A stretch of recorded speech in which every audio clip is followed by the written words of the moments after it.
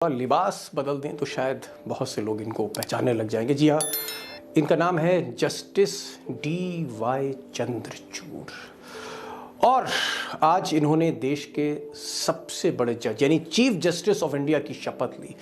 अब यहाँ पर खेल यह है कि जस्टिस चंद्रचूड़ को ये सरकार नहीं चाह रही थी कि वो सबसे ऊंची कुर्सी पर जुडिशरी की बैठे और सारी अदालतें, सुप्रीम कोर्ट, हाई कोर्ट कहीं ना कहीं के सुपरविजन में आए।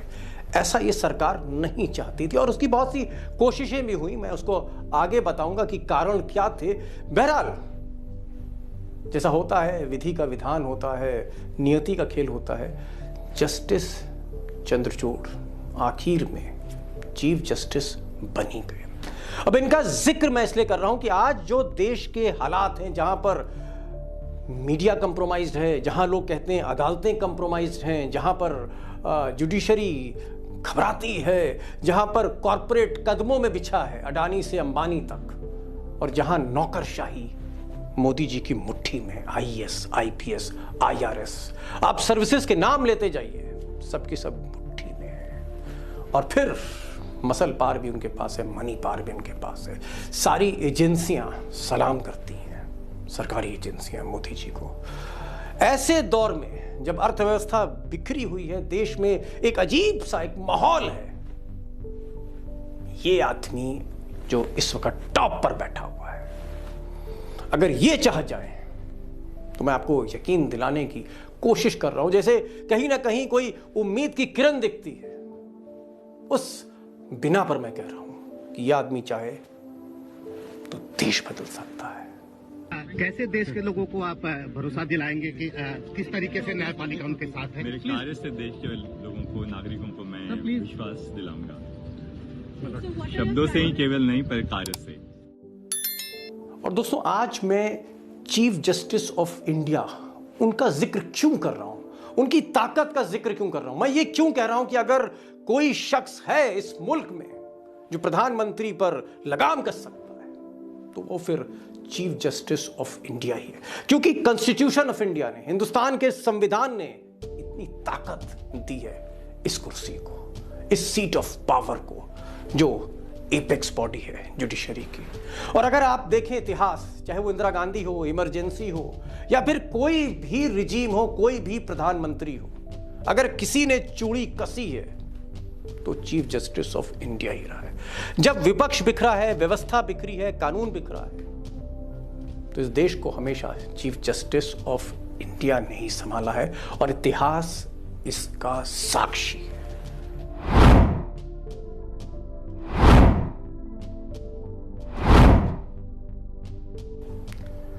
लेकिन आज के दौर में जब हम पीछे मुड़कर थोड़ा सा देखते हैं तो हम देखते हैं कि इस देश में हालात तब और ज्यादा खराब हुए जब कहीं ना कहीं लोगों का जो भरोसा था वो अदालतों से उठने लगा। और उसके जिम्मेदार आप इनको कह सकते हैं, रंजन गोगोई, जिन पर सेक्सुअल हैरेसमेंट के चार्जेस थे, और उसके बाद जिस तरह से उन्होंने कई जजमेंट दिए, चाहे वो अयोध्या का जजमेंट हो या फिर राफेल का।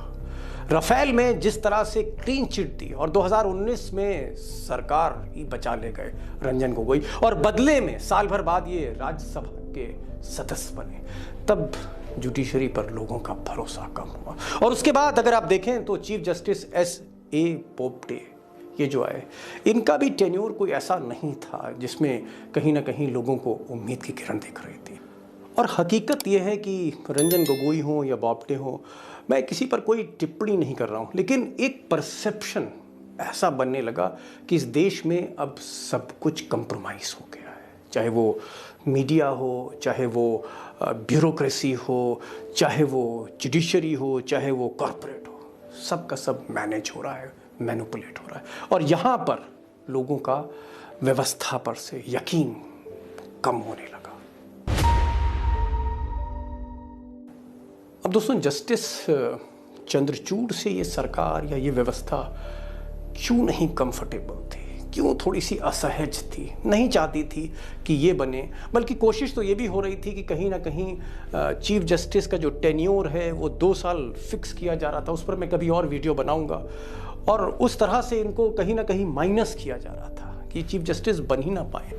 और भी बहुत सी कोशिशें हो रही थी, हालांकि जैसे मैंने शुरू में कहा कि विधि का विधान होता है, इनको एक मौका मिला और नियति ने ही इनको एक रास्ता दिया और ये चीफ जस्टिस बने। लेकिन सरकार क्यों असहज थी, व्यवस्था क्यों इनको नहीं चाहती थी?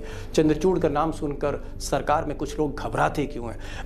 तो एक बार जस्टिस चंद्रचूड़ के कुछ फैसले देख लेते हैं, हाल फिलहाल के फैसले। हालांकि कई इनके ऐसे जजमेंट्स हैं जो इस पर डिबेट होता है। इनको आज की तारीख में एक लीगल ल्यूमिनरी माना जाता है, जीनियस माना जाता है, बहुत पढ़े लिखे हैं, मैं उस पर भी आऊँगा। लेकिन जो जजमेंट्स हैं, जैसे मिसाल के तौर पर LG वर्सेस आप, जब बीजेपी मोदी सरकार लेफ्टिनेंट गवर्नर को अरविंद केजरीवाल के मुखालिफ खड़ा कर रही थी और एक जंग छिड़ रही थी, उस वक्त सरकार को तो बहुत सी उम्मीद थी, केंद्र सरकार को, लेकिन इन्होंने जो फेवर दिया वो LG वर्सेस आप गवर्नमेंट में, इन्होंने कहीं ना कहीं ये कहा कि चुनी हुई सरकार की अवहेलना नहीं करनी चाहिए। यानी कहीं ना कहीं लेफ्टिनेंट गवर्नर को कहा कि आप मुख्यमंत्री को, आप दिल्ली सरकार को इग्नोर नहीं कर सकते। और वो एक बिजली की तरह वो गिरा जो है मोदी सरकार के अरमानों पर, वो ऐसा जजमेंट था। अब आधार कार्ड देखिए, आधार कार्ड में ये पब्लिक के साथ खड़े हो गए और इन्होंने कहा कि ये जो स्कीम है इसने कहीं ना कहीं आदमी को 12 डिजिट का एक नंबर बना दिया है, और ये जो जासूसी वगैरह होती है इस आधार के कार्ड पे, वो नहीं होनी चाहिए। तो आधार पर बड़ा सख्त इनका डिसेंट था, हिस्टोरिक डिसेंट था इनका। अब अगर आप भीमा कोरेगांव केस देखें, यहाँ पर एक सेफ्रन लॉबी थी, भगवा लॉबी थी, जो पूरी तरह से उन एक्टिविस्ट को जेल की दीवारों के पीछे रखना चाहती थी। वहाँ पर इन्होंने कहा कि जो राइट ऑफ एक्टिविस्ट हैं उसको आप इग्नोर नहीं कर सकते, और इन्होंने वो जो अरेस्ट हुए थे 5 एक्टिविस्ट, उनके साथ खड़े हो गए जस्टिस चंद्रचूड़। और इसी तरह से अगर आप कोविड-19 का वो काल देखें, जब दूसरी लहर का कहर बरपा रहा था और राज्य सरकारों के बीच में, केंद्र सरकारों के बीच में आरोप प्रत्यारोप लग रहे थे, उस वक्त पूरी व्यवस्था को आड़े हाथों लिया। मोदी सरकार पर भी तल्ख टिप्पणी करी और कहा कि चाहे ऑक्सीजन हो, दवा हो, ये आपकी जिम्मेदारी है।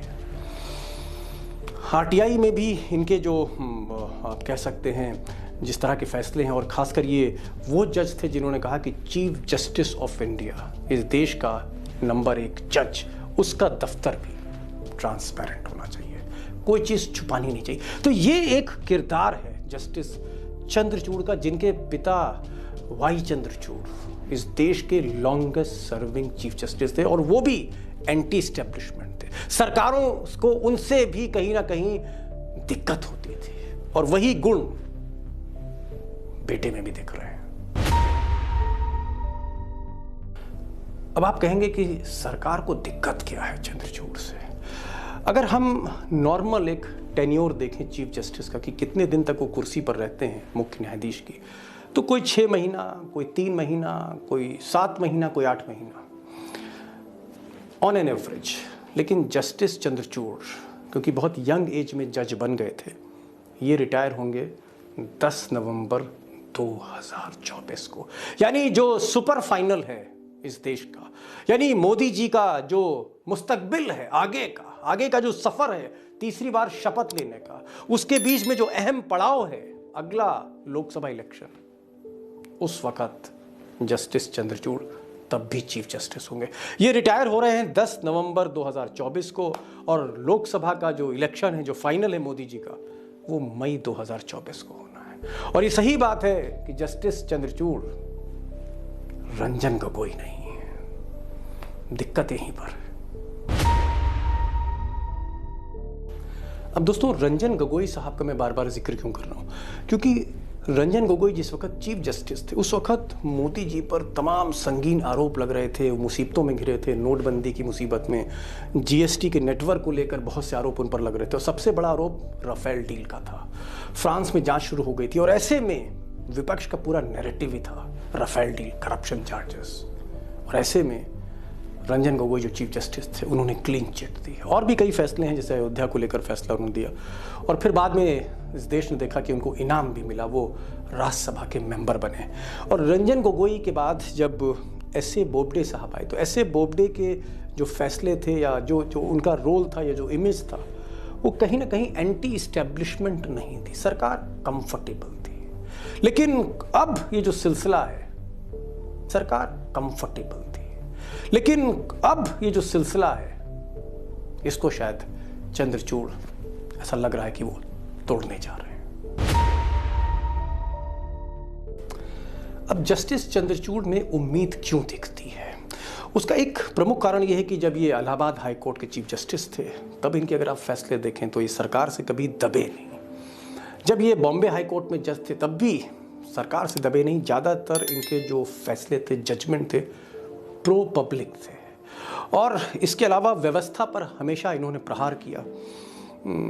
उसकी एक कारण ये है कि पढ़े लिखे हैं, हार्वर्ड के पढ़े लिखे हैं, बहुत ओपन माइंड के हैं। अगर आप देखें इनका थोड़ा सा प्रोफाइल देखें, करप्शन पर, जहाँ जुडिशरी में भ्रष्टाचार की बहुत सी शिकायतें हैं, करप्शन पर ज़ीरो टॉलरेंस है, बेहद ईमानदार छवि है। और ये आप किसी से भी पूछ सकते हैं, वकील से लेकर आप इनके ब्रदर जज से पूछ सकते हैं। इंटीग्रिटी हाई है, सत्यनिष्ठा जो इनकी है, इमेज प्रो पीपल है। और मैंने आपसे पहले भी कहा कि हार्वर्ड लॉ स्कूल में पढ़ें। और ऐसा लोग मानते हैं कि आज की तारीख में इस मुल्क में जहाँ तक कानून की समझ की बात है तो इनका कोई जोड़ नहीं है, कोई तोड़ नहीं है। इसलिए लोगों को उम्मीद है कि एक ऐसा पढ़ा लिखा आदमी जो बोल्ड है, जो ईमानदार है, वो व्यवस्था के आगे झुकेगा नहीं। लेकिन दूसरी तरफ अगर आप दोस्तों देखें तो अमित शाह हैं और मोदी हैं। और जिस तरह से इस मुल्क की जो पूरे व्यवस्था है, सिस्टम है, जिसको हाथ में ले लिया है इन दोनों ने, और जो ज़बरदस्त ताकत इनके मुट्ठी में है, उससे लड़ना भी आसान नहीं है। इसलिए चंद्रचूड़ साहब का जो सफ़र होगा वो इतना आसान नहीं होगा। बहुत से ऐसे फैसले होंगे जहाँ पर उनको सोचना पड़ेगा 10 बार। लेकिन उनका जो पहला लिटमस टेस्ट है, वो मुझे लगता है वो शिवसेना का मामला है। उद्धव ठाकरे और शिंदे की जो लड़ाई है, जहां पर शिंदे गुट को डिस्क्वालीफाई करना है, नहीं करना है, ये जो मामला है, ओरिजिनल शिवसेना कौन है और इसमें जिस तरह से बागियों ने बगावत करी, वो सही थी गलत थी, उस पर जो फैसला आना है, जो अभी तक टाला जा रहा है। जस्टिस रमन्ना के टाइम पे यूयू ललित भी कहीं ना कहीं निकल गए। इसमें फैसला जो आएगा वो ये बता देगा कि ये जो चंद्रचूड़ साहब हैं कि अपने पिताजी की तरह ये इस्टेब्लिशमेंट से डरते नहीं हैं, झुकते नहीं हैं, कंप्रोमाइज़ नहीं करते हैं। तो पहला लिटमस टेस्ट यही होगा। और मुझे लगता है ये फैसला, इसकी जो तारीख है, इसी महीने के आखिर में आ रही है। और भी कई मामले हैं जिस पर मैं बाद में एक अलग से वीडियो बनाऊंगा। लेकिन कुल मिलाकर सरकार के लिए भी अब रास्ता इतना आसान नहीं है। एक तरफ विपक्ष भी धीरे धीरे, जिस तरह से भारत जोड़ो यात्रा चल रही है, जिस तरह से आपने परिणाम महाराष्ट्र में देखा है, या तेजस्वी और नीतीश कुमार एक हो रहे हैं, या जिस तरह से डंके की चोट पर केटीआर और केसीआर ने तमाम कोशिशों के बाद बीजेपी को शिकस्त दी तेलंगाना में, जिस सीट को एक आप कह सकते हैं इशू बना लिया था अमित शाह ने। ये सारे जो डेवलपमेंट्स हो रहे हैं और उसके बीच में चंद्रचूड़, इनका जो न्याय होगा वो देखने वाला होगा। और इसीलिए मैंने कहा कि उम्मीद लगती है। और अगर ये शख्स चाह जाए, एक इच्छा शक्ति लेकर आ जाए, हो सकता है देश पीछे खड़ा हो जाएगा, व्यवस्था बदल सकती है, देश में बदलाव लाया जा सकता है, क्योंकि संविधान ने इस शख्स को अख्तियार दिए हैं। That I will uphold the sovereignty and integrity of India. That I will duly and faithfully, and to the best of my ability, knowledge and judgment. That I will duly and faithfully, and to the best of my ability, knowledge and judgment. तो justice Chandrachud से हम बहुत सी उम्मीदें कर रहे हैं। कुछ उम्मीदें मेरी आपसे भी हैं कि कम से कम ये जो वीडियो है, और इस वीडियो को बनाना इतना आसान नहीं होता है। आप समझ रहे हैं, ये कोई कार्टून फिल्म या कॉमिक्स नहीं है, या मैं कोई कहानी सुनाने नहीं आता हूँ एंटरटेनमेंट की। बड़ा कलेजा चाहिए और हौसला आपसे मिलता है। बस मैं ये चाहूँगा कि इस वीडियो को ज़्यादा से ज़्यादा शेयर करिए, व्हाट्सएप पे शेयर करिए, फेसबुक पे शेयर करिए, कि लोगों तक जाए कि वाकई पर्दे के पीछे देश में क्या हो रहा है। और कुछ लोग हैं कि जिनको हौसला दिया जाए तो चीज़ें बदल सकती हैं।